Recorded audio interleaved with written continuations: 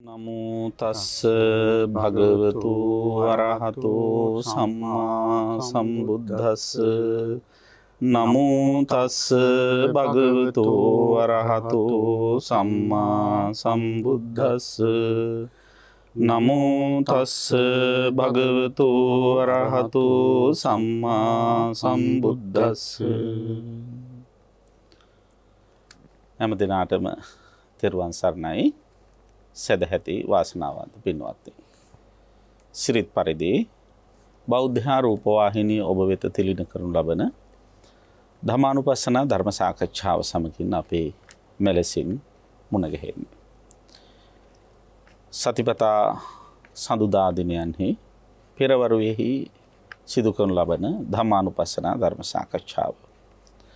සිරිත් පරිදි මෙම ධර්ම සාකච්ඡාව සුපෝෂණය කිරීම සඳහා ඔබ අප කෙරෙහි කරුණාවෙන් මේ ස්ථානයට වැඩම කර සිටිනවා තලවතුගොඩ ශ්‍රී ඥානාරාම භාවනා මධ්‍යස්ථානාධිපති, ඩුබාහි ශ්‍රී ලංකාරාම බෞද්ධ මධ්‍යස්ථානාධිපති, මොරගහහේන ආරණ්‍ය සේනාසනාධිපති, ත්‍රිපිටකාචාර්ය, අභිධර්ම විශාරද, කර්මස්ථානාචාර්ය, අපේ කල්යාණ මිත්‍ර අතිපූජනීය මිරහවති පඤ්ඤාසිරි මාහිම්පාණන් වහන්සේ අපේ හාමුදුරුවෝ ඊටාම ගෞරවයෙන් පිළිගන්නවා අපේ හාමුදුරනේ පාද නමස්කාර පූර්වකව. අද මේ උතුම් සාකච්ඡාව සඳහා සදැහැති දායකත්වය ලබා දී කටයුතු කරන්නේ නුගේගොඩ පාගොඩ පාර 7 වන පටුමග අංක 11 දරණ නිවසේ පදිංචි වනිතා සිරිවර්ධන මහත්මනිය විසින්. එපෙන්නතුන් බලාපොරොත්තු වෙනවා ඊජේ චූලින් සිරිවර්ධන වලල්ලාවිට විසූ ඒ දාබර පියාණන්ට, ඒ වගේම පොඩි නෝනා හේවගේ මෑණියන්ට, හැරල්ඩ් සිරිවර්ධන සොහොයුරාණන්ට, මාල්නී සිරිවර්ධන සහෝදරිය, ඒ වගේම රත්නශ්‍රී සිරිවර්ධන සහෝදරයා ඇතුළු සියලුම මියගේ ඥාතීන්ට පින් අනුමෝදන් කරන්න බලාපොරොත්තු වෙනවා. පවුලේ සියලුම දෙනාට සහ රටට ලෝකයට හැමෝටම ආශිර්වාද කරන්න, සෙත් ප්‍රාර්ථනා කරන්න බලාපොරොත්තු වෙනවා. ඉතින් බොහෝ දෙනාට වටිනා ධර්ම දානයක් සිදු කරලා ධර්මඥානය වැඩි දියුණු කරගන්න අවකාශ සලසා දීලා පහළ කරගන්න මේ උතුම් කුසල් බලෙන් වනිතා සිරිවර්ධන මහත්මනිය බලාපොරොත්තු වන පරිදි ඒ පරලෝසපත් දෙමාපියන් වහන්සේ ඇතුළු සියලු ඥාතීහු පින් අනුමෝදන්ව සුවපත් වෙත්වා, සුජීවත් වාසය කරන හැම දිනාට සියලු ආශිර්වාද උදා වේවා කියලා අපි ිතසිතින් කරුණාවෙන් මෛත්‍රියෙන් ප්‍රාර්ථනා කර සිටිනවා. අද සාකච්ඡාව සඳහා නියමිතව තිබෙන්නේ දසුත්තර සූත්‍රයේහි ධර්මකාරණා 3 විස්තර කරලා තියෙන කොටසේ දෙවැනි කාරණාව සම්බන්ධයෙන් සාකච්ඡා කරන්න. දසුත්තර සූත්‍රයේ තියෙන දීඝනිකායේ බව ඔබ දන්නවා. සාරිපුත්ත මහ රහතන් වහන්සේගේ ධර්ම විග්‍රහයක් බවත් මේ වෙනකොට ඔබ හොඳින් දැනගෙන ඉන්නවා. ඉතින් මේ දසුත්තර සූත්‍රයේ ධර්මකාරණා 1/10ක් අපි විස්තර කළා. ධර්මකාරණා 2/10කුත් අපි විස්තර කළා. දැන් 3/10ක් විස්තර කරන්න තියෙන එකකින් එක කාරණාවක් අපි මේ වෙනකොටත් විස්තර කරලා තියෙනවා. අපි දෙවැනි කාරණාව හැටියට දක්වන කරුණු 3 ගැන සාකච්ඡා කරන්නටයි අද බලාපොරොත්තු වෙන්නේ. භාවිතබ්බ ධර්මයන් හැටියට තමයි ඒ ධර්මතා 3 හඳුන්වලා තියෙන්නේ. ඉතින් අපි බලාපොරොත්තු වෙනවා මොනවද මේ භාවේතබ්බ ධර්ම කියන්නේ? ඇයි ඒවට භාවේතබ්බ ධර්ම කියන්නේ? ඒ කොහොමද පුරුදු පුහුණු කරන්නේ කියන කාරණාව පිළිබඳව අපේ හාමුදුරන්ගෙන් දැන ගැනීම සඳහා අපි හාමුදුරනේ අපිට කරුණාවෙන් පැහැදිලි කරලා දෙන්න මේ භාවේතබ්බ ධර්ම මොනවද කියලා. තෙරුවන් සරණයි.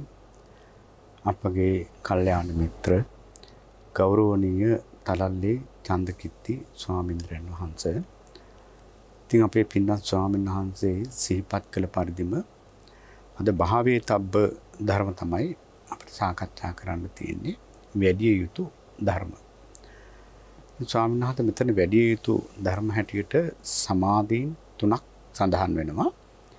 ඉතින් ඇත්තටම සමාධිය ඒකාන්තයෙන් වැඩි යුතුයි. එතකොට එහෙම සමාධිය වඩන්න නැතුව දැන් කවුරු හරි කෙනෙක් කියනවනම් සමාධිය වඩන්න ඕන නෑ මාර්ගඵල ලබන්න කියලා ඒක එතනින්ම ප්‍රතික්ෂේප වෙනවා. මොකද මේ බුද්ධ වචනේ පැහැදිලිවම තියෙනවා නිවන් අවබෝධ කර ගැනීම පිණිස සමාධිය වැඩි යුතුයි. එහෙම. එතකොට ඒ වැඩි යුතු සමාධියෙන් රාශියක් තියෙනවා. දැන් මෙතන විශේෂයෙන් පුරුදු කරගත යුතු සමාධින් තුනක් සඳහන් වෙනවා. ඒ තමයි සවිතක්ක සවිචාර ප්‍රථම ධානය. කියන්නේ විතක්ක සහිත විචාර සහිත ප්‍රථම ධානය. ඊළඟට දෙවනුව සඳහන් වෙනවා විතක්ක. කියන්නේ අවිතක්ක කියලා අපි ගත්තොත් කියන්නේ විතර්ක රහිත අවිතක්ක සවිතක්ක මාත්‍ර. කියන්නේ පොඩ්ඩක් එතන තියෙනවා. මොකද එතන සවිචාර මාත්‍ර. විචාර මාත්‍ර. විචාරේ සම්පූර්ණයෙන්ම නැති වෙලා නැහැ එතනදී. විචාරේ මාත්‍රයක් අල්ප වශයෙන් තියෙනවා. අන්න හරියි. විචාර මාත්‍රයක් හැටියට තියෙනවා ඒ දෙවනි සමාධිය. තුන්වෙනි සමාධිය අවිතක්ක අවිචාර. ඒ කියන්නේ විතර්කයක් නැහැ විචාරයක් නැහැ. එකකින් අදහස් කරන්නේ සාංශ තතිය ධානය, චතුත්ථ ධානය, පංචම ධානය මේ සියල්ලම විතර්ක විචාර රහිත සමාධි. එතකොට දැන් මෙතන මේ විතක්ක විචාර විතක්ක සහිත විචාර සහිත සමාධිය අතර මූලාරිකයි. ඊළඟට ဒုတိ ය ධානය හැටියට සඳහන් වෙන විතර්ක රහිත විචාර මාත්‍ර තියෙන සමාධියත් ඇත්තට මූලාරිකයි. ඊතුරු සමාධියත් ඇත්තටම ඒ චතුත්ථ ධානයට යනකම්ම දැන් තෘතිය ධානය ගත්තොත් චතුත්ථ ධානයට වඩා ඕලාරිකයි. එහෙම. ඉතින් ඇත්තටම මේ සමාධිය කියන එක ස්වාමීන් වහන්සේ ඉතින් බුදුරජාණන් වහන්සේ සොයාගත්ත දෙයක් නෙවෙයි. ඒක අබුද්ධෝත්පාද කාලේ පවා සමාධිය තිබුණා.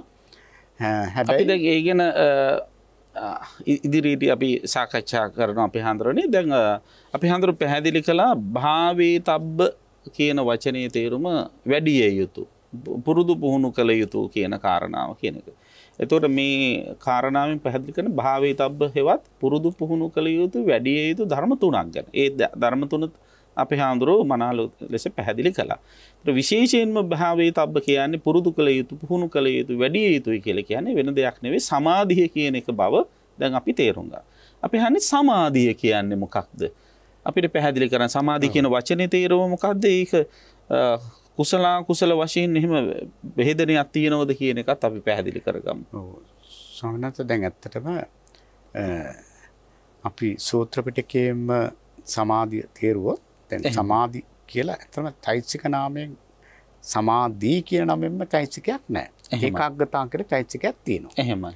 එතකොට දැන් අර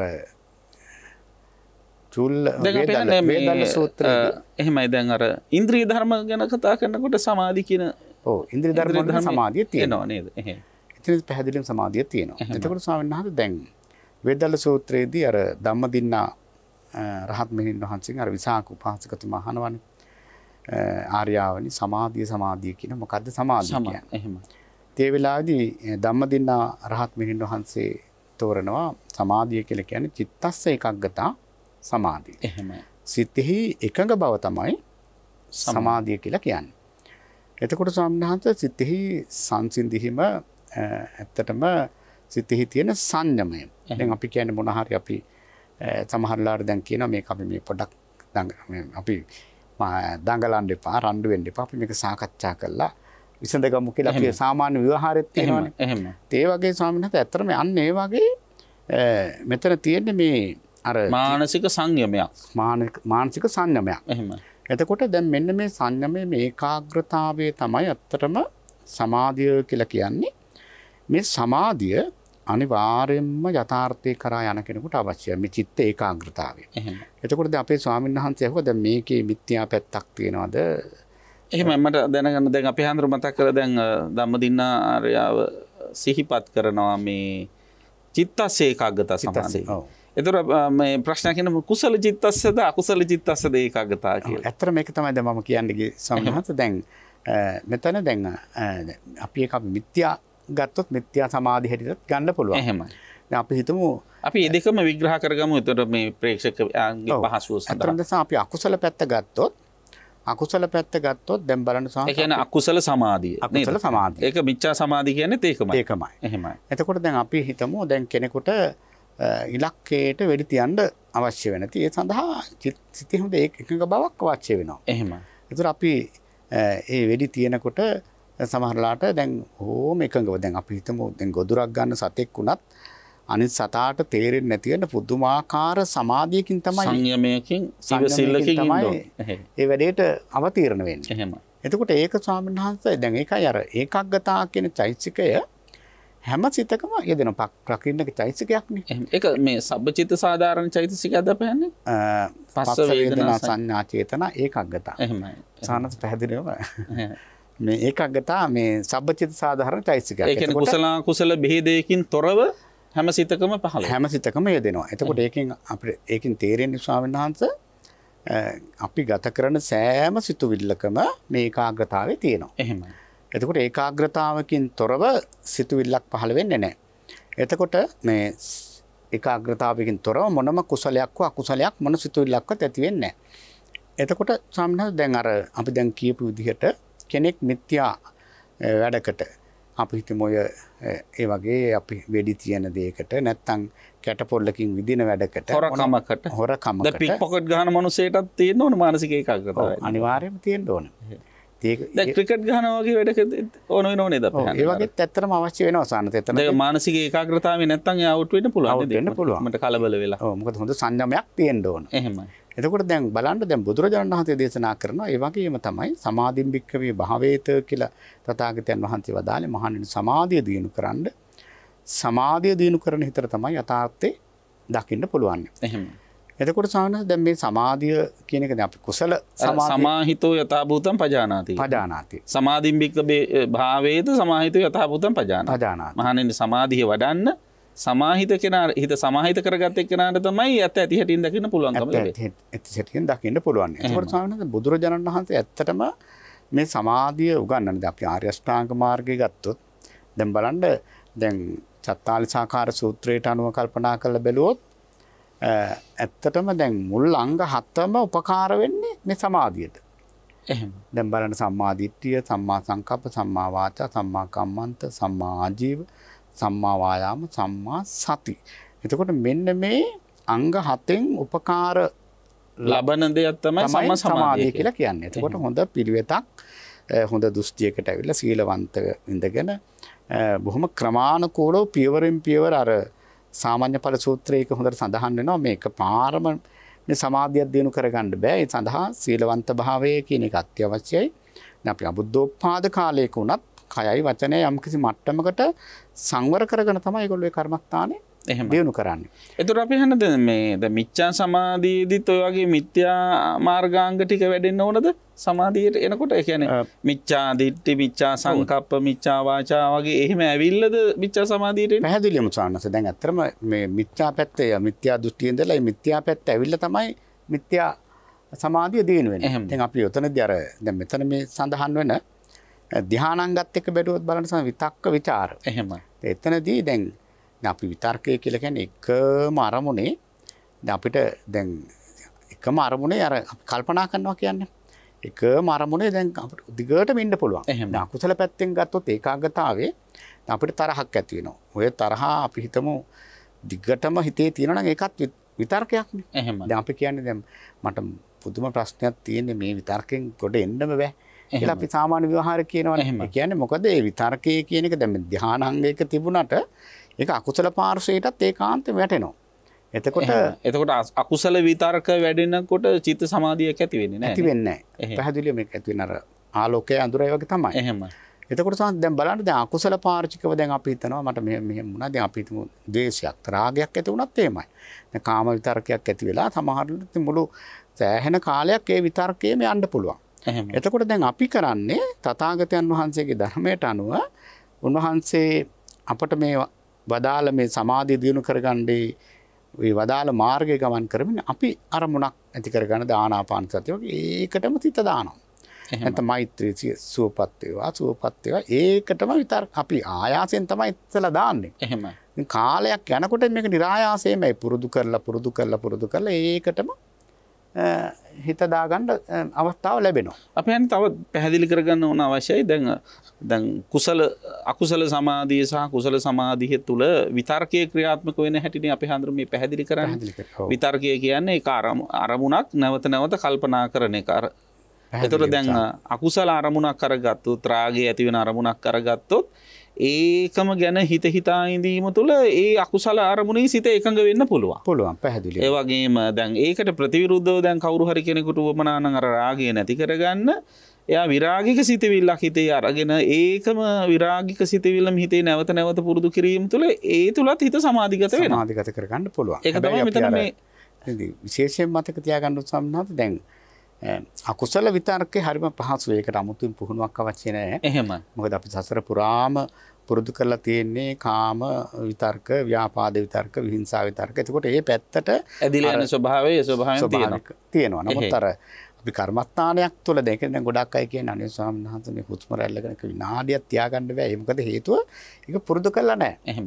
දැන් සමහර වෙලාවට සමහර අකුසල් මේ සිතවිලි ඇති වෙන අරමුණක සමහරු කියනවා දැහන් ගත වුණා වගේ ඒකෙන් තොරව වෙන දෙයක් හිතුවේ නැහැ. ඒකම ගැන කල්පනා කර හිටියා කියලා.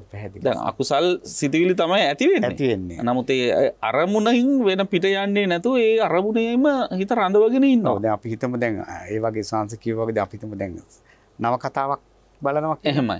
සමහරු මේ කියනවා මේ දවසෙන්ම බල්ල ඉවර කරා කියලා. හැබැයි බණ පොතක් දුන්නම එහෙමයි. දැන් බැලෙන්නේ නැහැ. දැන් චිත්‍රපටියක් වගේ එකක් වුණත් සමහරු හරියම දැන් වෙන gedara වෙන දේවල් සංසිද්ධීන් මොනවද ඇහෙන්නේ දැනෙන්නේ නැති වුණාට අරකට සම්පූර්ණ අවධානය යොමු කරගෙන ඉන්න අවස්ථා තියෙනවා. ඉන්නවා. ඒක සම්මත ඇත්තටම අර පුතත්ජන සත්‍යාගේ තියෙන ස්වභාවය ඒ අකුසල පැත්තට දැහැන්ගත වෙනවා වැඩි. එහෙමයි. ඒකටම අවතීර්ණලා මොකද ඒක අර කාලයක් පුරුදු කරලා ආපු දේ නිකම්ම අර පහලට ගලන ගඟ වගේ තමයි. එහෙමයි. ඉතින් අපි ඇත්තටම මේ කර්මස්ථානයක් තුළ බුදුරජාණන් වහන්සේ දැන් මේ සමාධිය දිනු කරන්න කර්මස්ථාන 40ක් දේශනා කරලා තියෙනවානේ.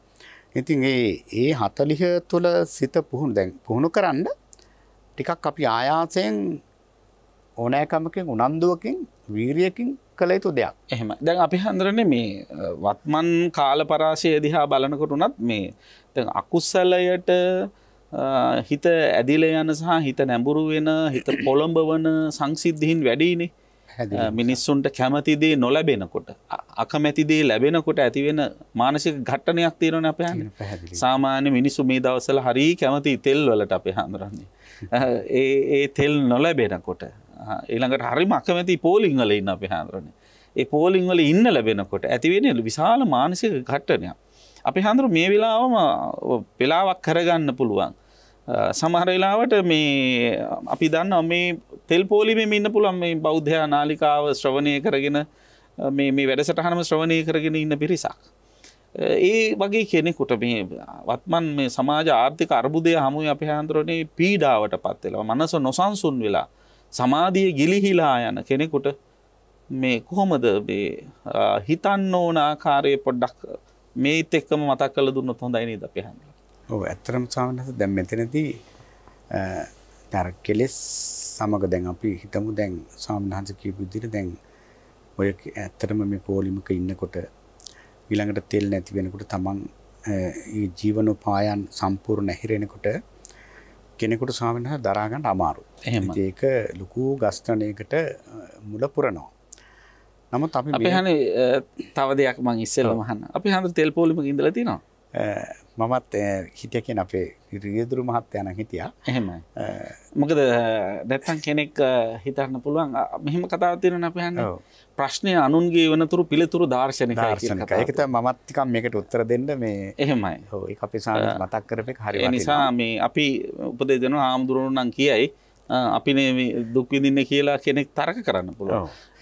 නමුත් ඇත්තටම දුකක් කියලා දැනගන්න පොලිමේ ඉන්නම අවශ්‍ය නැහැ. අපිත් සංවේදී පිරිසක්. ඒ නිසා අපිට මේ මිනිසුන් විඳින දුක හොඳින් දැනෙනවා. ඒ මට්ටමේ ඉඳගෙන තමයි අපි හඳුර මේ පිළිතුරු ස්වාමීන් වහන්සේ ඒ කීප එකත් දැන් අපි ඇත්තටම දැන් අපිට මේ අපේ ස්වාමීන් වහන්සේ මතක් කරපු විදිහට අපිට මේක දැනෙනවා. එතකොට දැන් අපි මේ වෙලාවේ භික්ෂුන් වහන්සේලා හැටියට ඒ දැනෙන ද්වේෂයම තව වැඩි වෙන විදිහේ කතා කරලා කිසි තේරුමක් නැහැ. එහෙමයි. ඇත්තටම මේ වෙලාවේ දැන් වෙන්න තියෙන දේ වෙලානේ තියෙන්නේ. එහෙමයි. අපි එහෙමනම් මෙතනින් යම්කිසි මානසික සංයමයක් අපි ඇති කරගන්න ඕන. ඉතින් ස්වාමීන් වහන්සේ ඊට කලින් මට ඇත්තටම කියන්න තියෙන දෙයක් දැන් අපි මේ විදිහට මුළු රටක් අද මේ ද්වේෂයෙන් වෙඩිලා ඉන්නකොට ස්වාමීන් වහන්සේ මේ අදුස්සමානව පවා මේක මේ ප්‍රශ්නේ තව උග්‍ර වෙන්න ඒක හේතුවක් වෙනවා. එහෙමයි. ඇත්තටම දැන් අපිට ඒක කරන්න බෑ. මම මේ කරන්න පුළුවන් දෙයක් නැත්තම් මේ කරන්න බෑ කියලා කියනවත් නෙවෙයි, කරන්න බැරි කමකුත් නැහැ. ඇත්තට මේ වෙලාවේ අපිට මේක කිව්වයි කියලා සමහර කෙනෙක් මොන විදිහට හිතාගන්නේද කියලා මට කියන්න බෑ. නමුත් හැබැයි මේ වෙලාවේ මට මතක් වුණේ අපේ නාවිනේ අරිදම් ස්වාමීන් වහන්සේ කියපු දෙයක්. මේ වගේ ප්‍රශ්නයක් උග්‍ර විච්ච වෙලාවක ඉතින් මේ වගේ දෙයක් උන්වහන්සේ ඉන්න කාලේ තිබුණේ නැහැ.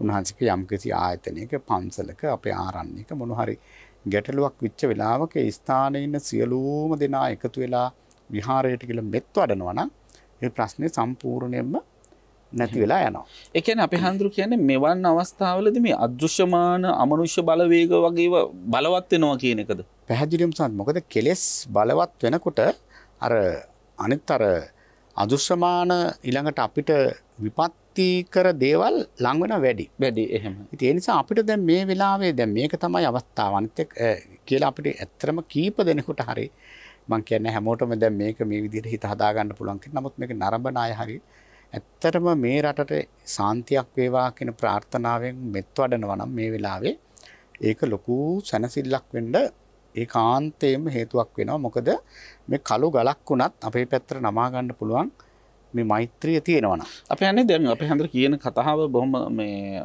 ප්‍රායෝගිකයි කියන එක අපිට වැටහෙන්නේ. දැන් මේ දවස්වල මිනිස්සු බොහොම නොසන්සුන් වෙලා, ද්වේෂ බහුලව, එහෙම නැත්නම් දැඩි පීඩනයකින් ඉන්න අවස්ථාවල් තියෙනවා. ඒ නිසාම අපේ හන්දරනේ දැන් තෙල් පෝලිං වල ඉඳලා වෙනත් ගෑස් පෝලිං වල ඉඳලා හෘදයාබාධ ඇති වෙලා මිනිස්සු මැරෙනවා.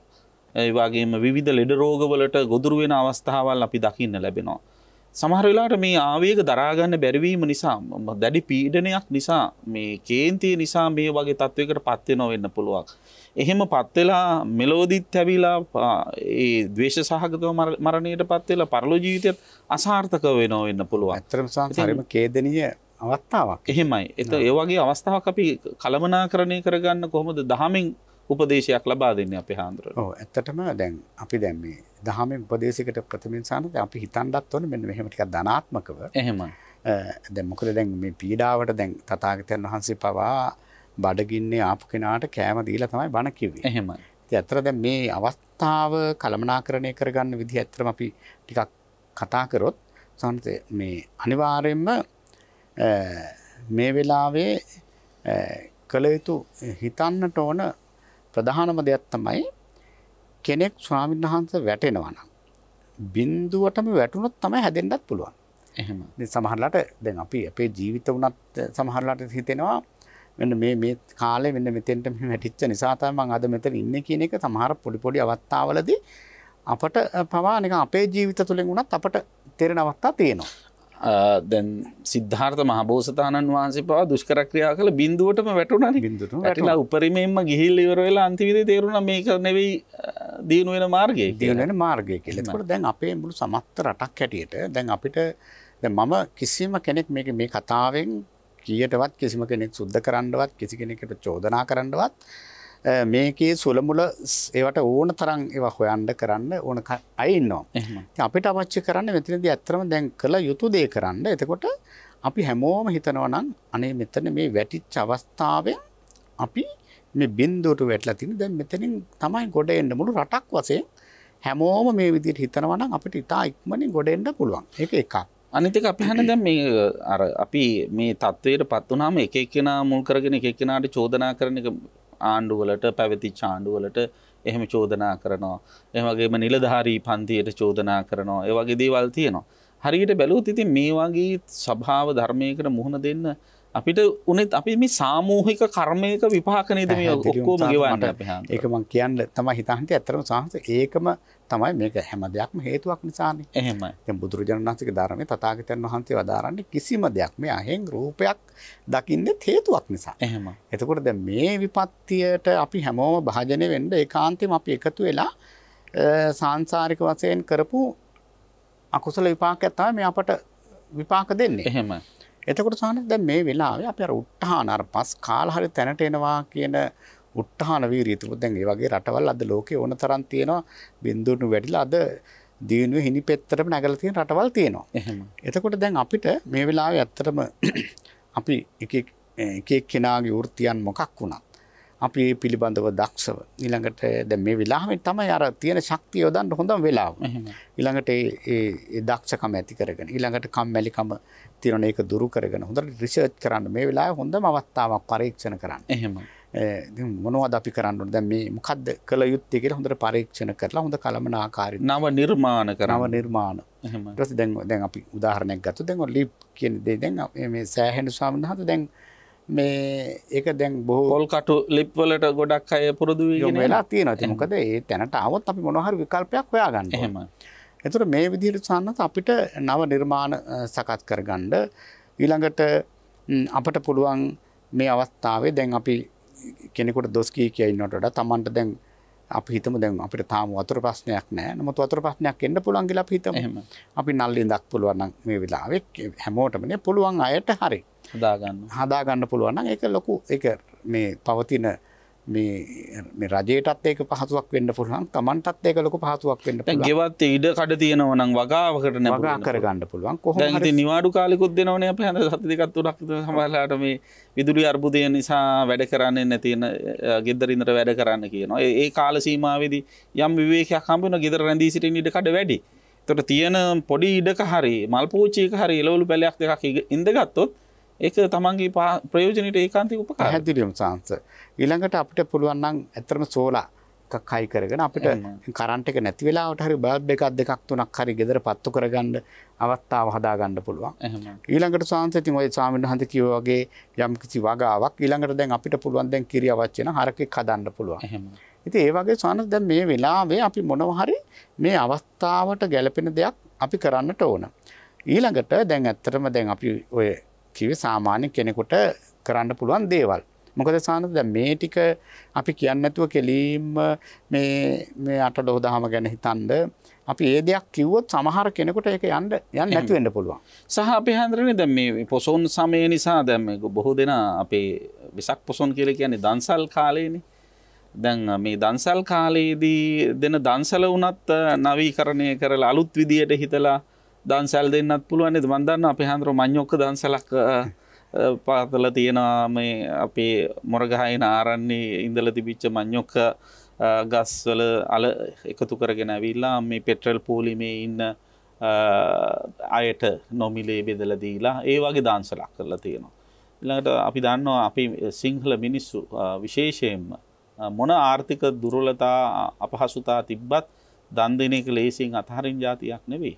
මේ පොසොන් පෝයට පවා විවිධාකාරය අඩු ගානේ කන්න බොන්න දෙන්නේ නැත්නම් අයිස්ක්‍රීම් දන්සලක් හරි දීලා තියෙන බව අපි අහන්න දකින්න ලැබුණා. ඉතින් ඒ වගේ දන්සල් ලබා දෙන්නට පුළුවන්කම තියෙනවා මේ පෝලිං වල රැඳී සිටින අයට. ඒකත් මේ ලොකු එහෙම ගුණොත් අපි හන්නේ දැන් අර ද්වේෂයෙන් ඉන්න කෙනෙකුට ගිහිලා අර විදිහට කන්න ටිකක් දුන්නාම සංග්‍රහයක් කරාම එයාගේ ද්වේෂය නිවෙනවා. දෙන එක්කෙනාගේ හිතත් සතුට වෙනවා, ගන්න එක්කෙනාගේ හිතත් සතුට වෙනවා. එතන මෛත්‍රිය ඇති වෙනවා. ඒතර අර අමනුෂ්‍ය උපද්‍රව අදෘශ්‍යමාන බලවේග උනත් එතනින් දූරීභූත වෙන්න ඒ ක්‍රියාකාරකම් හේතු වෙනවා නේද අපේ? පැහැදිලිවම සංස්කෘතිය අපි ඇත්තටම දැන් මේ වගේ අවස්ථාවක දින දාණය තමයි කාලික දානයක් බලපුවම. මොකද මේ වගේ දුෂ්කර අවස්ථාවක අපි කෙනෙකුට උපකාර කරන්න අවස්ථාව ලැබෙනවා නම් ඒක ලොකුම දෙයක්. ඉතින් ඒ වගේම දැන් අපි මේ ආමිෂය ලබා ගන්නවා වගේම ඉතින් දුෂ්කරතා මැද්දී අපි මේවා ලබා ගන්නවා වගේම විශේෂයෙන්ම ස්වාංශ මේ අවස්ථාවේ අපි දැන් මේ සාකච්ඡාවේ ස්වරූපේ අනුව ඇත්තටම අපි මේ කෙලෙස් වලින් ටික ටික දැන් අධිකව තියෙන ඔය නොසන්සුන්තාවයෙන් අපි ටිකක් අත මිදෙන්නට ඕන. එහෙමයි. ඒකට අපි එක එක ක්‍රමවේද හොයා ගන්නට ඕන. දැන් අපේ ස්වාමීන් වහන්සේ කිව්වා දැන් මේ පොලිමේ ඉඳලා හරි මේ සමහර අය ඇත්තටම මේ සාකච්ඡාව අහන්න පුළුවන්. එතකොට ස්වාමීන් වහන්සේ දැන් අපි මේ වෙලාවට දැන් අපිට දැන් කේන් තියෙනවා පීඩාව. ඒ ඇත්තටම අපි අද බෞද්ධ ඔය ගුවන් විදුලියේ තියෙනවා. ඉතින් අපිට ඔය මොබයිල් ෆෝන් එකකින් හරි අපිට බණක් වගේ අහගෙන ඉන්න පුළුවන් නම් ටිකක් හිත නිවෙනවා. එහෙම. ඊළඟට අපිට මේ වෙලාවට මොනවා හරි ඇත්තට මෛත්‍රී වඩන්න පුළුවන් නම් ඒක කරන්න පුළුවන් නම් කොච්චර දෙයක්ද අපි හිතමු ඔය පොලිමක ඉන්න පිරිසක් එකතු වෙලා අපි හිතමු 1000ක් ඉන්නවා කියලා 10 දෙනාම ඒ 10ම මෙත් ඇදුවොත් සමහර වෙලාවට සාමාන්‍යයෙන් මේ හිතා ගන්න බැරි ප්‍රතිඵලයක් ලැබෙන්න පුළුවන්. එහෙමයි. ඉතින් අපිට ඒ දේ අර කරගන්න අපහසුතාවයක් සමහර වෙලාවට ප්‍රායෝගික වෙයිද මේ හාමුදුරුවෝ කියන කතාව මේ තෙල් නැති වෙලා රත් වෙලා ඉන්න වෙලාවේ මෙත් වඩන්න කියලා කියනකොට ඒක කරන්න පුළුවන් වැඩක්ද කියලා කෙනෙක්ට හිතෙන්න පුළුවන්. නමුත් මෛත්‍රී උපයෝගීතාවය තියෙන්නේ එතනනේ. මෛත්‍රී කරන්නත් ඕන කේන්ති යන්න තැනනේ. අපි වටේ ඉන්න අය අපිට අවශ්‍ය කරන ඔක්කොම අතට පයට සියල්ල ලබා දීලා තියෙනවා නම් අපිට 아무තුවෙන් කේන්ති ගන්න දෙයක් නැහැ. ඔව්. කේන්ති ඇවිස්සෙන තැන කේන්ති ගන්න නැතුව ඉන්න එක නේද වැඩි හොඳ. ඔව් ඇත්තටම සාහස දැන් මම දැක්කත් එක්ක දැන් පෝලිං වල ඉන්න ත්‍රිවිල් වල ළමයි දැන් මොනවා අපි දැන් අපිත් ඒ වෙලාවට ට්‍රැෆික් එක කියන්නේ මොනවා කරන්නද කියලා හොඳට සින්දු කියනවා. එහෙමයි. ඉතින් මේ අර මං කියන්නේ සින්දු කියන එක මේ මහා කුසලයක් කියන එක එහෙම දෙයක් කියන්නේ. නමුත් බලන්න එතන අර දේශය අවම කරගන්න. ඔව් දේශය පාලනය කරගෙන බොහොම tie වෙලාව හැටියට මේ මම අපි දැකලා තියෙනවා බොහෝ තැන්වල සමහරු නටනවා. සමහරු සින්දු කියනවා. ඉතින් එතකොට ඒකත් මේ එක අතකින් මේ තරුණ අයගේ සිත් අනුව ඒකත් ලොකු දෙයක් මේ වෙලාවේ. මොකද අධිකව ද්වේෂය තියාගෙන ඉන්නවා කියලා කියන්නේ මේ මහා ද්වේෂය කියලා කියන්නේ සාන්ත මහා කලකෝලහලයක්. එහෙමයි. එතකොට දැන් බලන්න නිර්පරාදේ සමහරලාට මේ දැන් ඒ ඇත් ලොකු පීඩාවෙන් අනිත් ඇත් ලොකු පීඩාවෙන් මොනම අවස්ථාවකවත් දැන් සමහරලාට දැන් සෙඩ් එකේ තෙල් නැහැ. තෙල් නැතුණාම දැන් තෙල් දෙන්න තියෙන්න දෙපේ. සමහරලාට සෙඩ් එකේ ඉන්න අයට ගහනවා. මොකද ඊළඟට එතන ප්‍රශ්න ඇති කරගන්න. එහෙම ආවේග ශීලී වෙනවා. රණ්ඩු සරුවල් වලට පත් වෙනවා. අපි නම් තවත් ගත්තොත් දැන් අර මං කලින් කියපු විදිහට දන්සල් කියන එක හැමතිස්සෙම දෙන්නත් පුළුවන් කමක් නැහැ නේ. ඉතින් Tamanට තේරෙන්නත් එපා දෙන්න. හැබැයි දියුණු වෙන්න කැමති එක්කෙනාට අපි අහන්න දැන් අපි හන්ම මතක් කළා වගේ මේ අඩියටම වැටිච්ච වෙලාවේ එතනින් පටන් ගන්න කියලා. දැන් මේ පොලිමේ ඉන්න මිනිසුන්ට මේ කඩල ටිකක් අම්බල ඉවර වෙලා කඩල කොට හරි විකුණනවා. ඒ පොලිම දිගේ ගිහින් තහඳුන දවසේ ආදායම හොයා ගන්න පුළුවන්කම තියෙනවා. බුලත් විතර කණේ කෙනෙකුට නම් බුලත් විතර ටිකක් විකුණලා ඒ වගේ මේ වෙළඳ ආර්ථිකයක් වුණත් යම් මට්ටමකින් ගොඩනගා ගන්න පුළුවන් නේද අපි හන්නේ හිතලා වැඩ කරන කෙනෙකුට. දැන් ස්වාමීන් වහන්සේ හොඳ පරීක්ෂණයක් කිව්වා. දැන් ඒක තමයි මට hina ගියේ ස්වාමීන් වහන්සේ. දැන් මේ ස්වාමීන් වහන්සේ කියනකොට දැන් අපේ අය හොයාගෙන තියෙන එකේ වෙනත් විදියක්. එහෙමයි. අපේ අය අතනින්ම තෙල් ටික අරගෙන වෙන අයට ඒ තෙල් ටික වැඩි මිලට විකුණන ක්‍රමයක් එහෙම කතාවකුත් තියෙනවා. එහෙමයි. එතකොට දැන් ඒක ඇත්තටම සිද්ධ වෙනවා. ඉතින් එතකොට ඒකෙන් අර ලොකු හැමෝටම ලොකු බලපෑමක් වෙනවා. ඉතින් ඇත්තටම ඒ වගේ දෙයක් නොකර මේ වගේ දැන් ස්වාමීන් වහන්සේ කියනවා වගේ ඇත්තටම ඒ තෙල් පොලිමක බොහොම සාධාරණ විදිහකට අපිට එහෙම ඒ වගේ දෙයක් කෑම ටිකක් කඩල් ටිකක් තම්බලා එහෙම වතුර බෝතලයක් විකුණන්න පුළුවන්. එහෙමයි. ඉතින් ඒ වගේ දේවල් කරන්න පුළුවන්. ඉතින් එතකොට මේ අර ඇත්තටම හැම පැත්තටම යහපතක් වෙන දෙයක් කරන එක හොඳයි. නැත්නම් අර අපේ ප්‍රඥාව හැම වෙලේම ඒක තමයි අපිට වරදින්නත් ප්‍රධාන හේතුව. මං කියන්නේ හැම කෙනා තුළම අර වගේ දෙයක් මොකද තෙල් අරගෙන නැවත රුපියල් 10කට ලීටරයක් විකුණනවා. ඉතින් එතකොට දැන් ඒක නැවත ඒක හරි අපරාධයක් වෙනවා. දැන් අපි හන්නේ දැන් මෙතනදී පැහැදිලිවම දැන් තෙල් පෝලිම, ගෑස් පෝලිම හා විවිධ පෝලිම වල ඉන්න සිද්ධ වීම නිසා ජනතාවට නොදැමුණු මනසක් තියෙන අයට ආවේගය ඉස්මතු වෙලා එන තරහ එන එක ස්වභාවයක් කියන එක අපි හැමෝම අවිවාදයෙන් පිළිගන්නවා. එතකොට ඒ තුල ඇති වෙන්නේ චිත්ත වික්ෂේපය හේවත් සිතේ කැළඹිලි ස්වභාවය. එතකොට සිතේ කැළඹිල්ල ඇති වෙනකොට කිසිසේත්ම චිත්ත සමාධියක් ඒ තුල රැඳෙන්නේ නැහැ, ඇති වෙන්නේ නැහැ. එතකොට මේ මෙත්තා චේතෝ විමුක්තිය කියන එකම අපි දැන් මේ සමාධිය පැත්තටම නැවත නැඹුරු කරගත්තොත් මේ අවස්ථාවේදීත් ඒ මෙත්තා චේතෝ විමුක්තිය ඇති කරගන්න ඒ කියන්නේ මනස දියුණු කරගන්න අවංකවම උත්සාහ කරන කෙනෙකුට කාලයක් කියලා සුදුසු කාලයක් කියලා හඳුන්වන්න පුළුවන්. ඇත්තටම සාහස දැන් අපි අර විතර්ක කියන තැනටම ගියොත් එහෙමයි. අර අකුසල විතර්කමනේ දැන් ඔතන පොලිමක ඉන්නකොට මතුවෙන්නේම අකුසල විතර්ක. එහෙමයි. ඉතින් අපි දැන් ඒ පහලට ගලන ගඟම ඒකම යන්න ඇරලා ඉන්න එක නෙවෙයි දැන් මෙතන කළ යුත්තේ. එහෙමයි. ඒ නිසා සාහස දැන් මේ මෛත්‍රිය බැරි නම් අපි හිතමු දැන් අපි පුංචි කාලේ අර බයක් එහෙම ඇති වුනහම නිතර මිතිපිසෝ ගාතාවම වුණානේ. එහෙමයි. ඒ වගේ කෙනෙකුට පුළුවන් නම් විතර්කයක් හැටියට ඒ අරමුණම පොලිමේ ඉන්න වෙලාවක අපි හිතමු දැන් මිතිපිසෝ ගාතාවම කියනවා. එතකොට දැන් ඒක ඇත්තට ලොකු අදුස්සමාන මහා ශක්තියක් වෙන්න පුළුවන් බුදුගුණනේ. එහෙමයි. එතකොට දැන් එහෙම ඉතිපිසෝ ගාතාවම කියලා ඊට පස්සේ සියලු දෙනාට මෙත් වඩනවා. එතකොට සමහර වෙලාවට සම්බන්ධතර මේ අර ඒ විපත්තිය සම්පත්තියක් වෙනවා දැන්. එහෙමයි. සමහරවිට දැන් මේ පොලිමේ ඉන්නකොට අනේ මම මෙච්චර කාලයක් මේ හයර් ගියා. මම මෙච්චර කාලයක් මේ වැඩ කරා. නමුත් මට කවදාවත් මේ බුදු ගුණයක් වඩා ගන්න බැරි මේ විපත්තිය සිද්ධ වෙච්ච වෙලාව තමයි මට මේක කරගන්න පුළුවන්. විපත්තිය සම්පත්තියක් කරගත්තා. ඊළඟට මට මතක් වෙනවා අපේ ඉස්සර කඩවැද්දේ පඬිතු ස්වාමීන් වහන්සේ කිව්ව දවසක් කතාවක්. ස්වාමීන් වහන්සේ නිමල වාරන්නේදී කලන්තේ දාලා පින්ඩපාත ශාලාවේදී මම හිතන්නේ වැටලා තියෙනවා. ඒ වෙලාවේ ඉතින් ඒ කාලේ වාහන හරි අඩුයිනේ.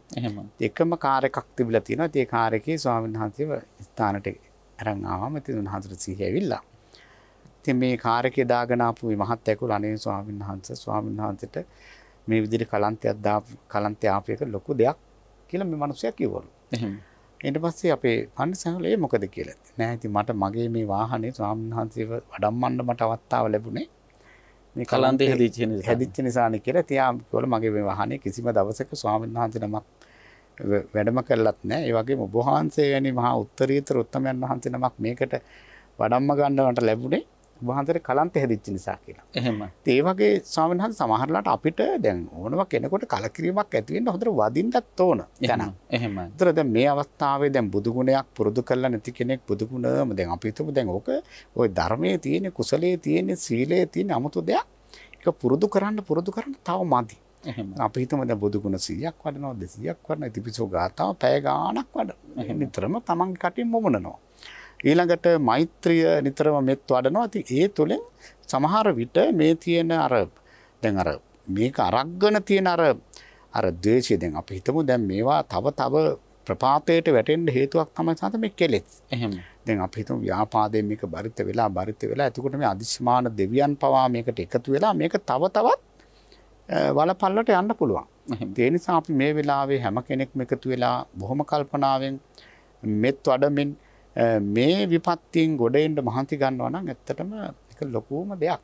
අපි හන්නේ දැන් ඔය සාමාන්‍යයෙන් මේ වාගේ සිතවිල්ලක් ඇති වෙච්ච වෙලාවක ද්වේෂ සහගත සිතවිල්ලක් ඇති වෙච්ච වෙලාවක ඒක ගැන හිතා ඉන්නකොට කාලයත් සමහර වෙලාවට ගොඩාක් ගත වෙනවා වෙන්න පුළුවන්. එතකොට මේ මෛත්‍රී අපේ හඳුරු කියපු විදිහට මෛත්‍රී සහගතව හෝ එහෙම නැත්නම් බුද්ධානුස්සති භාවනාවක යෙදී ඉන්න වෙලාවක අර ගත වෙන කාලය අර සුවයක් දැනී ගත වෙන නිසා මේ අපහසුාවක් වේදනාවක් නැතුව සුවයක් දැනී ගත වෙන නිසා එයාට එහි රැඳී සිටීම පහසුවක් කරගන්නත් පුළුවන්කම තියෙනවද? ඔව් දැන් ඇත්තටම සංස දැන් අපි හිතමු දැන් පොලිමේ ඉන්න වෙනවා. දැන් වෙනදාට අපිට මේ කාලය අවශ්‍යයි. දැන් මෙතන මේ කාලේ අවශ්‍ය නැහැ කියන එක නෙවෙයි. නමුත් එහෙම. දැන් කාලය කොච්චර අවශ්‍යතාවය වුණත් දැන් මේ තෙල් ටික ගහගන්න මේ පොලිමේ ඉන්න ඕන. එහෙම. ඒතකොට දැන් අපිට කාලයක් ලැබිලා තියෙනවා ඉබේම. එහෙම. ඒ ලැබිච්ච කාලයෙන් මේ ගෙවෙන කාලයෙන් නොගෙවෙන ශක්තියක් ඇති කරගන්න දැන් අපිට පුළුවන් නම් අර විදිහට දැන් අපි හිතමු එකපාරම කෙනෙකුට බණක් අහන්න පුළුවන්. එහෙම. ඉතින් අපි මුල්ම තැන තමයි බණ. එහෙම. බණක් අහනවා. ඊට පස්සේ ඔන්නම් ඉතිපිසෝ ගාතාව කියනවා. මේ විපත්තියක් විච්ච වෙලාවක අපි අර පුංචි කාලේ පුරුදු වුණා වගේ බුදු ගුණයක් හරි අපේ කටින් මොමුනන්න පුළුවන් නම් ස්වාමීන් වහන්සේ ඒක මේ කියා නිම කරන්න බැරි තරම් වටිනා දෙයක් ඉතින්. එහෙමයි. ඒතකොට දැන් අර ස්වාමීන් වහන්සේ කිය විදිහට දැන් අර ඒ විදිහට මේක හොඳටම පුරුදු වුණොත් අර ගෙවෙන කාලේ අපිට දැනෙන්නේ නැතු වෙනවා. අනේ කාලේ මදි වගේ තේරෙන්න පුළුවන්. එහෙම ඒක තමයි. දැන් අපි හිතමු බණ දෙකක් අහනවා. අනේ දැන් මම අද බණ 3ක් ඇහුවා. 4ක් ඇහුවා. අනේ තෙල් පොලිමේ හිටපින්දානේ මට මේ බණ ටික අහගන්න හම්බුනේ. කියලා එතකොට අර ද්වේෂයට ඉඩකුත් නැහැ. දැන් එක එක්කෙනා තමයි එක දේශපාලන මතාන්තර කතා කරන්න පුළුවන්. එයාට බයින්න පුළුවන්. මෙයාට බයින්න පුළුවන්. ඉතින් ඒවට සම්බන්ධ වීමකුත් නැහැ. අර ඒ කාලයෙන් එයාට අර වෙනදා ලැබිච්ච නැති විවේකයක් ලබා ගන්න පුළුවන්. අර ධර්මයෙහි යෙදීම තුළ ඇතිවන්නා වූ නිරාමිෂ ප්‍රීතිය. ඒ නිරාමිෂ ප්‍රීතියට පත් වුණාට පස්සේ කාලය ගත වෙනවා තේරෙන්නේ නැහැ. දැන් සතුටු සමාදානයෙන් ඉන්නකොට අපි හන්දරට සමහර වෙලාවට අනේ මේකට වෙලාව දුන්න මදි කියලා වගේ දැනෙනවා. දැනෙනවා. දැන් ස්වාමීන් මට දැන් කියන්න ඕනේ දැන් තථාගතයන් වහන්සේ මේ ධර්මය පුරුදු කරනකොට හැම වෙලෙම දේශනා කළේ මේ විවේකයනේ. අරණ්‍යගතව, රුක්කමූලගතව, ශුන්‍යාගාරගතව. එතකොට දැන් අපේ මේ සමාජයේ ජීවත් වෙන බොහෝ දෙනාට මේ ආර්ථික ගැටලුත් එක්ක විවේකීනේ නැතුව තියෙන්නේ. එතකොට දැන් මේ තෙල් පොලිමේ ඉන්න වෙලාවකට මොකද වහනේ දාලා යන්නත් බෑ. වහන දාලා ගියොත් ඕකේ විරෝධයක් හරි ගලවනවා. එහෙම. දැන් කාලේ නැහැ කියලා කියන්න බෑ. කාලේ ඕනට තෙල් ලැබිලා තියෙනවා. ඒතකොට ඒ විවේකයෙන් කොහොම හරි අපි මේ වෙලාවේ ඇත්තටම මේ ඇවිදිච්ච හිතට මේ ධර්මය නැමැති ඖෂධය ටිකක් පොවා ගන්න පුළුවන් වුණොත් ඒ කාන්තෙම සැනසෙල්ලක්මයි උදා වෙන්නේ. එහෙම අපහන. දැන් අපි පැහැදිලි කරගත්ත. අපහන දැන් පළවෙනි වැඩි යුතු ධානයේ හැටියට සඳහන් කරන්නේ සවිතක්ක සවිචාර ධානය. විතක්ක විචාර සහිත එක. ඒතර අපි හාඳුරු මතක් කළා විතර්කය කියලා කියන්නේ අරමුණ ගැන කල්පනා කරන එක. ඒක විමසා බලන එක තමයි විචාර කියලා කියන්නේ. ඒක දැන් කුසල අරමුණක් ගත්තොත් මෛත්‍රී භාවනාවක් නම් මෛත්‍රිය ගැනම දිගින් දිගට හිතනවා නම් මෛත්‍රී සහගතව විමසා බැලීම කරනවා නම් ඒ තුළ ඇතිවෙන මානසික ඒකාග්‍රතාවය තමයි සවිතක්ක සවිචාර ඇතිවෙන ප්‍රථම ධානය කියන එක අපි හඳුර මතක් කළා. ඒතර ද්විතීය ධානයේදී ඇතිවෙන ඒ ධානය සමාධිය ගැන අපිට පැහැදිලි කරන්න මොන වගේද? ඇත්තටම ද්විතීය ධානය දැන් ඇත්තටම මෙතනදී අර අපි විශේෂයෙන්ම තේරුම් ගන්න ඕනේ දැන් මේ විතක්ක විචාර සහිත අපි දැන් කතා කරා. එහෙමයි. ඉතින් ඇත්තටම දැන් අපි දැන් සාමාන්‍ය වැඩවලදී කියනවානේ දැන් මුල් වැඩ ටික නම් මේගොල්ලෝගෙන් ගන්න පුළුවන්. හැබැයි මේගොල්ලෝ අපි අර සංවේදී තැන් වලට මේගොල්ලෝ අරන් යන්න හොඳ නැහැ. අපි සාමාන්‍යයෙන් කියනවා. එහෙමයි. ඒත් අපේ විතක්ක විචාර කියන දෙකත් ඒ විදිහට තමයි සලකන්න තියෙන්නේ. මොකද අපිට මේ නන්නත්තර වෙලා තියෙන සිත එක තැනකට ගිහින් අපි අරමුණක් ඒකාන්තයෙන්ම ඒක අරමුණක් කරගෙන ඒකම විතර්ක කරනවා. එහෙමයි. ඒකම විතර්ක කරනකොට සාමාන්‍යයෙන් ඉතින් ඒ අරමුණ නංගවලා ඒ තුලම අර විචාරය කියන්නේ ස්වාමීන් වහන්සේ කියපු විදිහට මේ හසුරවන්න. ඊළඟට අපි ඒකට උපමාවකින් කිව්වොත් එහෙම අර ගන්තරයක මුලින් ඇහෙන ශබ්ද විතක්කය ඒක අර නින්නාදේ අර ඇහෙන ශබ්දේ විචාරයේ හැටියට අභිධර්ම පොත්වල දක්වලා තියෙනවා. එතකොට සාන්ත දැන් මේ දෙක ඇත්තම තථාගතයන් වහන්සේ විශේෂයෙන්ම මේ විතක්ක විචාර බැහැර කරලා ඉස්සරහට තව ဒုတိ ය ධානයට යන්න කියලා කිව්වේ. මොකද මේ විතර්ක විචාරම අකුසල පැත්තට යොමු වෙනවා. සහ අනිත් එක අපි හන්නේ දැන් විතර්කයට වඩා විචාරයට වඩා විතර්කයේ ගොරෝසුයි නේ. ගොරෝසු පැහැදිලිව. එතකොට ඒ දැන් අපි අර සමාධියේ වඩනවා කියලා කියන්නේ සිත වඩාත් සියුම් කරන එකනේ. එතකොට අර ගොරෝසු එක අතහරින එක තමයි දැන් දෙවෙනි අවස්ථාවේදී වෙන්නේ නේද? ඔව් ඒකට ඇත්තටම සාන්ත මේ ඒක ගොරෝසු ඒකත් පැහැදිලිවම සත්‍යයක්. නමුත් සමහරවිට විතර්කය කියන එක අපි මෙතනින් අයින් කරන්න ඕන. එහෙමයි. මොකද ඒක නැත්තම් ආපහු සමාධියට ගිහලා අකුසල පැත්තට පවා විතර්ක කරන්න පුළුවන්. එහෙමයි. ඒ නිසා දැන් ဒုတိ ය ධානයේදී වෙන්නේ අර විතර්කයේ කොහොමවත් නැහැ.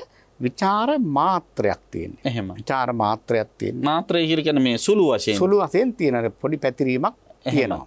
එතකොට අර විතර්කයේ රහිතව විචාර ප්‍රීතිසුඛ එකග්ගත සහිත ဒုတိ ය ධානය. එහෙමයි. ඒතර ස්වාමීන් වහන්සේ කියවා වගේම ඇත්තටම මේක සියුම් කිරීමක්. එතකොට මේ මොකද මේ සංයමය මේ හික්මීම මේ tempatකම ස්වාමීන් වහන්සේ දැන් අපි සමත සමාධි විපස්සනා සමාධි කියලා තියෙනවා. ඇත්තටම සමතයත් අපට අවශ්‍යයි විපස්සනාවත් අවශ්‍යයි. සමහරු සමත පූර්වාංගම විපස්සනා වඩන සමහරු විපස්සනා පූර්වාංගම සමත දිනු කරනවා. එතකොට ස්වාමීන් වහන්සේ දැන් ဒုတိ ය ධානයේදී වෙන්නේ අර ඊට වඩා අර ඕලාරික මට්ටම ටිකක් අඩු කරලා විතර්කයේ සහ මුලින්ම අයින් කරලා ඊතුරු විචාර සහිත යංගත් එක්ක තව ටිකක් සමාධිය බලවත් වෙනවා. එහෙමයි. ඒතර ඒ තුල විචාරයේදී සිතේ යම් කිසි ක්‍රියාකාරීත්වයක් චලනයක් තියෙනවා නේද? චලනයක් තියෙනවා. යම් කිසි චලනයක් තියෙනවා. එහෙමයි.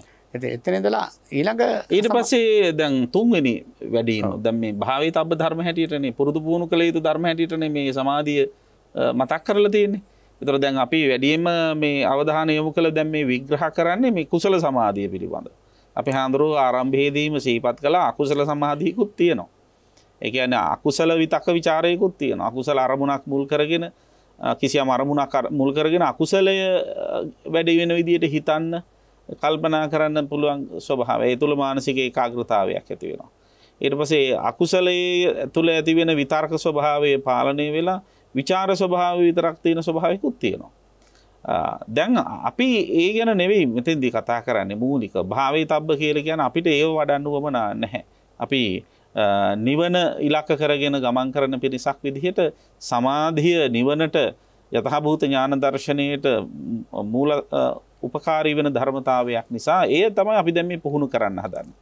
එතකොට තුන්වෙනි ධ්‍යානයේ සිට ඉහළට යනකොට 4-5 අවස්ථාවලට යනකොට අපේ හාමුදුරනේ සඳහන් වෙන්නේ විතක්ක ਵਿਚාර දෙකම නැති අවස්ථාව. විතක්ක ਵਿਚාර කියන. මොකද ඒ අවස්ථාව? කොහොමද ඒ සිතේ ස්වභාවය මොකක්ද අපේ හාමුදුරනේ? ඔව් ඇත්තටම දැන් සාහන එතනදී අර කියපු විතර්කයක් නැහැ විචාරයක් නැහැ. ඒ කියන්නේ අරමුණට නංගවන්න ඕනෙත් නැහැ පතුරවන්නත් ඕනේ නැහැ. ඒකෝර හැබැයි ඒ දක්වා එන්න අපට මේ විතක්ක ਵਿਚාර දෙක උපකාර වුණා. උපකාර වුණා. එහෙමයි. හරි ඉනිමගක් වගේ. අන්න හරි. දැන් අපි සීල විසුද්ධිය නිසානේ අපි චිත්ත විසුද්ධිය ඇති කරගන්නේ. එහෙමයි. එතකොට ස්වාමීන් වහන්සේ අපිට දැන් චිත්ත විසුද්ධිය නිසා දිට්ඨි විසුද්ධිය ඇති කරගන්න. ඒ වගේ දැන් මේ අපට විතක්ක ਵਿਚාර උපකාර වුණා. නමුත් ඒක දැන් මේ සමාධිය තුළින් මේ සියුම් භාවය නිසා උපකාර වුණා කියලා එහිම රැඳී සිට ඒක මල්ලගෙන ඉන්නේ නැහැ. ඊළඟ පීවරට යනවා. අන්න හරි. විතක්ක ਵਿਚාර දෙක අයින් කරලා එතනින් ඒකයි අර අන්තිම සමාධිය කියන්නේ අවිතක්ක අවිචාර. අයින් කරනවා කියන එකෙන් අදහස් කරන අපහනේ ඒකේ ඇලෙන්නේ රැඳෙන්නේ නැතුව ඉන්නවා කියන එක. ඇලෙන්නේ රැඳෙන්නේ ඇත්තම ඒකේ අවශ්‍යතාවයක් නැහැ. අවශ්‍යතාවයක්. දැන් පඩිපෙළක් තියෙනවා. පඩිපෙළේ මුල් පඩි දෙක තුන නැග්ගා. ඊට පස්සේ අපිට මුල් පඩි අවශ්‍ය නැහැනේ ඉතිරි පඩි නගින්න. නමුත් මුල් පඩි අවශ්‍ය නැහැ කියලා මුල් පඩි සම්පූර්ණ නැති කරලා දානව නෙවෙයි. ඒක එහෙම තියෙනවා. නමුත් අපිට ඒකේ බැඳීමක් නැහැ. ඔව් අනත්තර නිසා දැන් තතිය ධ්‍යානයට වගේ ගියාම එහෙමයි. දැන් අපිට මේ එක එක අරමුණක් කර්මස්ථානයක උනත් සුවපත් වේවා කියක ඒ අරමුණම විතර්ක කරන්න අවශ්‍ය නැහැ. එතකොට ඒ එන්න ඕන සමාධියට ඇවිල්ලා ඉන්නේ. එතකොට යා ඒ සමාධිය තුළ බොහොම තැම්පත්ව ඒ සමාධි සැපේ විඳිනවා. එහෙමයි. එතකොට ඉතින් අපිට විතර්ක කිරීමට අවශ්‍යතාවයක් නැහැ. එහෙමයි. එතකොට එතන අවිතක්කං අවිචාරං පීති සුඛං විවේක සමාධිජං පීති සුඛං. සමාධිජං පීති සුඛං. එහෙමයි. දැන් සමාධියෙන් හටගන්න ප්‍රීතිය නේද? එතකොට දැන් අනිත් තැන් වල සඳහන් විවේකජං පීති සුඛං කියලා. පැහැදිලි සාම. දැන් විතක්ක ਵਿਚාර දෙකෙන් දෙක සහිතව තිබුණාම එතන විවේකයක් ඇති වෙනවා. එතන පීති සුඛං. එහෙම මෙතන සමාධිය පදනම් කරගත්ත ප්‍රීති සුඛයක් ඇති වෙනවා. ඒතර මේ ඒ සමාධිය කියන එක කුසල සමාධියක් කියන එක අපේ හාමුදුරුවෝ මතක් කළා. ඒ සමාධිය තමයි වඩන්න ඕන. ඔව්. දැන් අත්‍තරම් සම්මත දැන් එතනදී විශේෂයෙන් කියන්න ඕන දැන් අපි මුලින්මත් කිව්වා මේ සමාධිය නෙවෙයි නිත්තාව. අපිට හැබැයි සමාධියක් නැතුව අපිට උත්තරීතර තත්වයට යන්න බෑ. දැන් ආර්ය අෂ්ටාංග මාර්ගයේ අන්තිම දේ තමයි අන්තිම අංගය තමයි සමාධිය. සම්මා සමාධිය. නමුත් ඊට පස්සෙත් අංග දෙකක් තියෙනවා. සම්මා ඥාන, සම්මා විමුක්ති. ඒක තමයි දැන් දැනගන්න ඕන තවත් දෙයක් තමයි අපි අහන්නේ. එතනට ආපු එක හොඳයි. මේ දැන් ගොඩක් අය හිතාගෙන ඉන්නවා නිවන් දකින්න ආර්ය අෂ්ටාංගික මාර්ගයේ පමණක් තිබ්බම ඇති කියලා. නමුත් ආර්ය අෂ්ටාංගික මාර්ගය කියලා කියන්නේ නිවන් මගේ එක්තරා දුරකට යා හැකි සීමාවක් විතරයි නේද? පැහැදිලිවම. එතකොට ඒ ආර්ය අෂ්ටාංගික මාර්ගයේ අවසාන මාර්ගාංගය වෙන සම්මා සමාධිය නෙවෙයි නිවන කියන්නේ. ඒ නිවන සාක්ෂාත් කර ගැනීමට උපකාර වෙන අවසාන මාර්ගාංගය තමයි සම්මා සමාධිය. සම්මා සමාධිය. එතකොට නිවන් දකින්න නම් මොකද කරන්න ඕන? ඔව් ඇත්තටම ස්වාමීන් වහන්සේ දැන් ඒ වෙනකොට ඇත්තටම දැන් අර සම්මා දිට්ඨිය ඉඳලා සීල සමාධි ප්‍රඥා කියන මේ ත්‍රිතික්ෂාවන්ම හුත්තට දිනු වෙලා මෝරලා තියෙන අවස්ථාව. එතකොට දැන් සම්මා සමාධිය දිනු කරගත්තට පස්සේ අර ඊළඟට අර එයාට අර තියෙනවා මේ සම්මා ඥාන. දැන් අර තියෙන්නේ පරිඥා තුනක් තියෙනවානේ. ත්‍රිවිධ පරිඥා. ඥාත පරිඥා, තීරණ පරිඥා, පහන පරිඥා. එහෙමයි. එතකොට සානස දැන් ඒ තත්වයන් දැන් එතකොට දැන් ඥාත පරිඥා කියලා කියන්නේ අත්‍තර මේ ඥානයක්. දැන් මේක චතුරාර්ය සත්‍ය සත්‍යයක් කියලා යාට අවබෝධ වෙනවා. අවබෝධය එහෙමයි. ඒ ඥාත පරිඥාව. ඊළඟට තීරණ පරිඥාවේදී යා කල්පනා කරන දැන් උන අනිත් දැන් ගත්තාම මේ සියලු සංස්කාර අනිත්‍යයි කියන ඒ නිත්‍යාවට යනවා. මේක ඇති දෙයක් නෑ, අල්ලන්න කිසිම දෙයක් නෑ. ඒ දැක්ම. එතකොට දැන් ඇත්තටම දැන් හැබැයි ඒක අර සමාහිත හිතට තමයි ඒක හොඳටම දැනෙන්නේ. එහෙම අර සමාහිතව යථාභූතම් පජානාති කියන එකයි. ඇත්ත ඇති හැටියෙන් දකින්නේ හිත සමාහිත වුණාම. සමාහිත වුණාම ඒක තමයි තීරණ පරිඥාව. එහෙමයි. එතකොට ඒ තීරණ පරිඥාවත් සමග පහන පරිඥා මේ කෙලෙස් ප්‍රහාණයට ඒක උපකාර වෙනවා. විදර්ශනා ප්‍රඥාව වගේ අවස්ථාවක් නේ. විදර්ශනා ප්‍රඥාව වගේ අවස්ථාවක්. ඊළඟට සාංශ දැන් සම්මා ඥාන සම්මා විමුක්ති. සම්මා විමුක්ති. එතකොට ඉතින් විමුක්තිය කියලා කියන්නේ ඉතින් ආයේකේ කතා දෙකක් නෑ. සියල්ලෙන්ම නිදහස්. එහෙම. කියන්නේ හිත කෙලෙසුන්ගෙන් නිදහස්. කෙලෙසුන්ගෙන් නිදහස්, සංසාරයෙන් නිදහස්. ඒක තමයි අර විමුක්තිය විමුක්ත මිති ඥානං හෝති කියන තත්ත්වය. අන්න හරි සාන්නස. ඔව්. එතකොට දැන් මේ ඒ අපි එකට කියනවා මොකද්ද මේ කෙසේ හෝ දැන් මේ සියල්ලෙන්ම නිදහස් වීම තමයි එහෙම සියලු කෙලෙසුන්ගෙන් නිදහස් වෙනවා කියන එක ප්‍රත්‍යක්ෂ කරගන්නේ ඔය කියන අවස්ථාවේදී. මේ කියන අවස්ථාවේ සම්මා ඥාන සම්මා විමුක්තිය.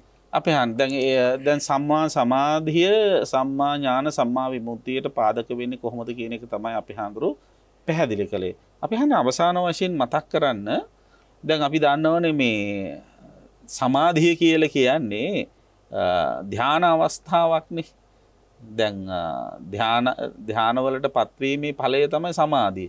එතකොට දැන් ධානාංගනේ මතක් කළේ අපි හන්නේ දැන් මේ විතක්ක ਵਿਚාර පීති සුඛ ඒකාග්‍රතාව කියන දැන් මේ ධානාංග වලින් වෙන්නේ හිත සමාධිමත් වෙන එකනේ. එතකොට හිත සමාධිමත් වෙනකොට පංච නීවරණ ධර්ම යටපත් වීමකුත් වෙනව නේද අපි හන්නේ. ඒක තමයි විශේෂයෙන්ම එය අවධානය කළොත් හොඳයි නේද? ඔව් ඇත්තටම දැන් මේ සමාධියෙන් සිද්ධ වෙන්නේම ස්වාමීන් වහන්සේ මේ නීවරණ ඈඩ් කරන එක. එහෙමයි. මොකද දැන් මේ නිවනට ආවරණයක් නේ ඇත්තටම මේ පංච නීවරණ කියලා කියන්නේ කාමච්ඡන්ද ව්‍යාපාද තීන මිද්ද උද්ධච්ච කුක්කුච්ච විචිකිච්ඡා කියන මෙන්න මේ නීවරණ මේ ධානාංග තුලින් ඒකාන්තයෙන්ම යටපත් වෙනවා. එතකොට ඒ යටපත් වීම ඇත්තටම දැන් සාමාන්‍ය මෙතන දැන් ඒ සමාධි සම්මා සමාධියට එනකොට ඇත්තටම නීවරණ යටපත් වෙලා සීලයක පිහිටලා ඊළඟට විවේකේ හදාගෙන ලැබිච්ච දෙයකින් සතුටු අල්පේච්ඡතාව ඔය ඔක්කොම එකතු වෙනවා. ඔය ඔක්කොම එකතු වෙලා නීවරණ ටික යටපත් වුණාට පස්සේ තමයි ඔන්න අපි ඇත්තටම සම්මා සමාධිය කියන අවස්ථාව කතා කරන්නේ. එතකොට මේ සම්මා සමාධිය කියන අවස්ථාවට තමයි අර යථාර්ථේ අවබෝධ වෙන්නේ. මොකද මේක ඇතුලේ කුණු කන්දල් තිබුණොත් අපි කොච්චර මේ අනිත්‍ය සංඥාව අපි කටින් කිව්වත් හිතින් හිතුවත් ඒක හරියට වදින්නේ නැහැ. එහෙම. ඒ නිසා තමයි භාගතුන් වහන්සේ මේ සමාධිය දිනු කරන්න සමාධිය තුළින්ම තමයි යථාර්ථයට යන්න පුළුවන් කියන එක අවධාරණය කරේ. එහෙමයි. දැන් විතක්ක ਵਿਚාර කියන ස්වභාවයන් යටපත් කිරීම තුළ අර කාමච්ඡන්දාදී සිතිවිලි ඇති වෙන එක නවතිනවා නේද? පැහැදිලිවම. දැන් කාමච්ඡන්දය කියලා කියන්නේ කාමයන්ට තියෙන ආශාව කැමැත්ත විතර්කය ਵਿਚාරය බවට පත් කරගත්තොත් ඒ තුලත් හිත ඒක ගැන කාමයේ ඇවිස්සෙන විදිහට හිතේ විතර්ක ඇති වෙන්න පුළුවන් ਵਿਚාරයන් නැති වෙන්න පුළුවන් නේද? දැන් ඒක නවත්ත ගන්න එක තමයි මේ කුසල පැත්තෙන් අපි කරන්නේ නේද අපි හඳුරන්නේ. දැන් මේ විතර්කය කියන එක දැන් අපි මුලින්ම මේ සාකච්ඡාව ආරම්භ කරනකොටත් පැහැදිලිවම කිව්වා අපිට දැන් මේ කාම විතර්කාදී පුතත්ජන සිතේ පහළ වෙන ව්‍යාපාද විතර්කාදී ඒවා වෙන මේ සිත්වල පහළ වෙන්නේ. එහෙමයි. එතකොට අපි මේ ධානාංගවල විතර්ක වලින් කරන්නේ ඊට ප්‍රතිවිරුද්ධ කර්මස්ථානයක් කරගෙන අපි හිතමු අට්ටික සංඥාව කියලා. මේ අට්ටික සංඥාවම අරගෙන අර කාම විතර්කයට යටපත් කරනවා. ඊට පස්සේ අපි ඇති කරගන්නේ මේ බුදුරජාණන් වහන්සේ වදාළ මේ සම්මා ඒ කියන්නේ විතර්කය නැමැති ධානාංගයෙන් කාමච්ඡන්දාදී නීවරණ යටපත් කරනවා පැහැදිලිවම. අන්න ඒ විදිහට නීවරණ ධර්ම යටපත් වෙන තරමට තමයි හිතේ සමාධිය ගොඩ නැගෙන්නේ. එතකොට ඒ සමාධිය තමයි විදර්ශනා ඥානයට උපකාර වෙන්නේ. ඉතින් ඒ සමාධිය විදර්ශනා ඥානයට උපකාර වෙන නිසා මේ කියන ත්‍රිවිධාකාර සමාධිය ප්‍රථම ධානයේ නියෝජනය කරන විතක්ක ਵਿਚාර සහිත වූ සමාධිය. ද්විතීය ධානයේ නියෝජනය කරන විතර්කයේ නැති නමුත් විචාර මාත්‍රයක් පමණක් තියෙන සමාධිය. ඒ වගේම තෘතීය ධානයේ සිට ඉහළ ධාන නියෝජනය කරන අවිතක්ක අවිචාර සහිත සමාධිය වැඩි යුතු ධර්මයක්. භාවීතබ්බ ධර්මයක් හැටියට බුදුරජාණන් වහන්සේ අවධාරණය කරලා තියෙන. එහෙම වඩන එක විදර්ශනා ඥානයට ඒකාන්තයෙන්ම උපකාර වෙන නිසා. ඉතින් ඒ නිසා මේ කියන සමාධිය හිත තුළ ගොඩනගා ගන්න වෑයම් කිරීම තමයි කළ යුතු වන්නේ. ඉතින් ඒකට යම් විවේක කාලයක් ඔබට ලැබිලා තියෙනවා. කාර්යබහුල ජීවිතෙන් නිදහස් වෙලා කාලයක් ලැබිලා තියෙනවා. ඒකෙන් ප්‍රයෝජන ගන්න. ඒ වගේම වෙනදට වැඩි හිත කලබලකාරී ස්වභාවයන්ගෙන් පීඩා විඳින කාලයකයි ජීවත් වෙන්න ලැබිලා තියෙන්නේ. හිත කලබල කරගත්තා කියලා, බැන්න කියලා, කෑ ගැහුවා කියලා, දඟලුවා කියලා තමන්ට ප්‍රයෝජනයක් කිසි ලෙසකින්වත් සිද්ධ වෙන්නේ නැහැ. ඒකෙන් වෙන්නේ තමන් අධ්‍යාත්මිකව බිඳ වැටෙන එක තමයි. අපි දන්නවා බොහෝ දෙනාගේ අදූරදර්ශී ක්‍රියාමාර්ග නිසා තමයි අපිට මේ වාගේ බොහොම අවාසනාවන්ත ඉරණමකට ගොදුරු වෙන්න සිද්ධ වෙලා තියෙන්නේ. ඉතින් එහෙම තත්වයකට පත් වෙන්න සුදුසු කාලයක සුදුසු සමාජයක ජීවත් වෙන්න ලැබිලා තියෙන අපෙත් මොකක් හරි කර්මයක් නිසා තමයි. ඉතින් ඒ කර්ම පෝලිං වල ඉඳලා වැඩි කරගෙන ලබන ආත්මෙත් පෝලිං වලට ගාල් වෙන තත්ත්වය අඩු කරගන්න නම් ලැබිච්ච අවස්ථාව ප්‍රයෝජනයට අරගෙන හිත යම්කිසි සංයමයකට පත් කරගන්න ආවේග පාලනය කරගන්න වෑයම් කරන්න නීතියට ගරු කරන්න ආවේගශීලීව ඔවුනොවුන් සමගුරණ වී සටන් පහට කියමින් කටයුතු කරන්න එපා. ඒ වගේම තමන්ගේ අවශ්‍යතාවයන් මත පොදු මහ ජනතාවගේ පහසුව අවහිර කරන්න එපා. අපි දන්න සමහර අය එක සැරේටම පාරවල් වහලා ඉවර වෙලා යම් යම් බලපෑම් කරන අවස්ථා. ඉතින් ඒ වයින් බොහොම අසරණ ජනතාව තවත් පීඩාවට පත් වෙන බව අපි තේරුම් අරගෙන ඉතින් ඉවසිල්ලෙන් කටයුතු කරන්න උත්සාහවත් වෙන්න. ඒ සඳහා අවශ්‍ය මානසික සංයමය ගොඩනගා ගන්න ඔබට මේ වැඩසටහන උපකාරයක් වේවා කියලා අපි ප්‍රාර්ථනා කරනවා. ඉතින් අද දවසේ මේ ධම්මානුපස්සනාව වැඩසටහනේ සදැහැති දායකත්වයේ දරා කටයුතු කළේ නුගේගොඩ පාගොඩ පාරේ 7 වෙනි පටුමගේ අංක 11න් 12 දර නිවසේ පදිංචි පින්වත් වනිතා සිරිවර්ධන මහත්මනිය පාරලෝසපත් දෙමාපියන් වහන්සේ සොහොයුරන් ඇතුළු ඥාතීන්ට පින් අනුමෝදන් කිරීමේ බලාපොරොත්තු වෙන. බොහෝ දිනාට ධර්මයේ ශ්‍රවණය කරන්න තමන්ගේ දහම් ගැටළු විසඳ ගන්න අවස්ථාව සලසා දීම තුල පහල කරගත් ධර්ම දානමය කුසල බලයෙන් මේ පරලෝසපත් දෙමාපියන් වහන්සේටත් ප්‍රේක්ෂක පින්වත් ඔබ හැම දෙනාගෙන් පරලෝසපත් ඥාතීන්ටත් සාංශාරික දුක්ඛයන්ගෙන් ඈතරව ලැබෙන අමා නිවන් සුවමත් වේවා කියලා අපි ප්‍රාර්ථනා කරනවා. ඒ වගේම සියලු දෙවියෝ පින් අනුමෝදන් වෙත්වා. පින් අනුමෝදන් වන දෙවියන්ගේ දේවාශීර්වාදයේ රැකවරණය දායකත්වයේ දරා කටයුතු කරන පින්වත් වනිතා ශ්‍රීවර්ධන මහත්මනියට ඒ වගේම පවුලේ හැමෝටම ප්‍රේක්ෂක පින්වත් ඔබ හැම දිනාටම ලක්වැසිලෝ වැසි හැම දිනාටම දෙවියන්ගේ ආශීර්වාද උදා කරත්වා. මේ ව්‍යසනකාරී වාතාවරණය ඉක්මනින්ම අපේ මව්බිමෙන් දුර කරන්නට දෙවියෝ හැම ආශීර්වාදයක්ම සිද්ධ කරත්වා කියලා අපි දෙවියන්ටත් පින් දෙනවා. ඒ වගේම තමන් වහන්සේ සතු වටිනා ධර්මඥානය ඔබ අප කෙරෙහි බෙදා හදා ගැනීමට නිර්ලෝභීව මේ ස්ථානයට වැඩම කරපු අපේ කල්යාණ මිත්‍රයාණන් වහන්සේ මිරහවත්තේ පඤ්ඤාසිරි මාහිම්පාණන් වහන්සේටද පුණ්‍යානුමෝදනා කරමින් ප්‍රේක්ෂක පින්වත් ඔබ හැමටත් සෙත් පතමින් බෞද්ධ කාර්ය මණ්ඩලය හැම දිනාටම ආශිර්වාද කරමින් අද වැඩසටහනින් අපි සමුගන්නවා. මෙතෙක් පහල කරගත මේ උතුම් කුසල ශක්තිය වාසනා බල මහිමින් පින්වත් ඔබ හැම දිනාටම සියලු සාංශාරික දුක්ඛයන්ගෙන් ඈතරව ලැබෙන උතුම් අමා මහ නිවන් සුවමත් වේවායි ඉත සිතින් ප්‍රාර්ථනා කරනවා. හැම දිනාටම තෙරුවන් සරණයි.